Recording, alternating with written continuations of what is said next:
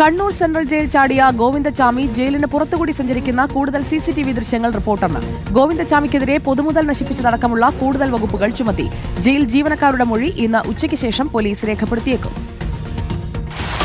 Jail ചാട്ടത്തിന് ശേഷം ഗോവിന്ദചാമി ആദ്യം പോയത് പുതിയതൊരു ഭാഗത്തേക്കാണ് എന്ന് വ്യക്തമാകുന്ന സിസിടിവി ദൃശ്യങ്ങളാണ് റിപ്പോർട്ടറിന് ലഭിച്ചത്. പള്ളിക്കുളത്തു നിന്നുള്ളതാണ് ഈ സിസിടിവി ദൃശ്യങ്ങൾ. കേസ് അന്വേഷണത്തിൽ നിർണായകമാകാവുന്ന ദൃശ്യങ്ങളാണിത്. ഗോവിന്ദചാമിക്ക് റെയിൽവേ സ്റ്റേഷനിലേക്കുള്ള വഴി തെറ്റിയെന്ന് ഈ ദൃശ്യങ്ങളിൽ നിന്ന് വ്യക്തമാകുന്നു.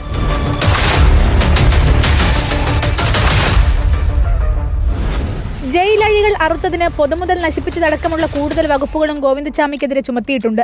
ജയിലിൽ നിന്ന് പുറത്തു കടക്കാൻ ഗോവിന്ദചാമിക്ക് ആരുടെയും സഹായം കിട്ടിയിട്ടില്ലെന്നാണ് പോലീസിന്റെ പ്രാഥമിക നിഗമനം. എന്നാൽ 3 മിനിറ്റ് നേരം ജയിലിന്റെ വരാന്തയിലുണ്ടായത് സിസിടിവിയിൽ ദൃശ്യമായിട്ടും അറിഞ്ഞില്ലെന്ന ജയിലർമാരുടെ ന്യായീകരണവും പോലീസിന്റെ അന്വേഷണ പരിധിയിൽ വരും. റിപ്പോർട്ടർ, കണ്ണൂർ.